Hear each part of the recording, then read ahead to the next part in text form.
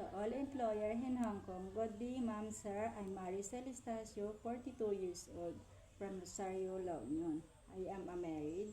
I have a 2 sons and 1 daughter. I am a Roman Catholic. I am a college level. I work experience as domestic helper in Hong Kong since March 18, 2020 to November 22, 2021.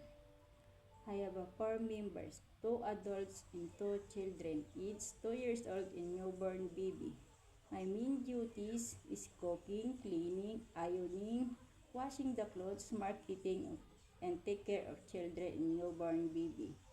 I work experience as domestic helper in Philippines since January 1, 2022 to January 30, 2025. I have 2 members, 2 elderly.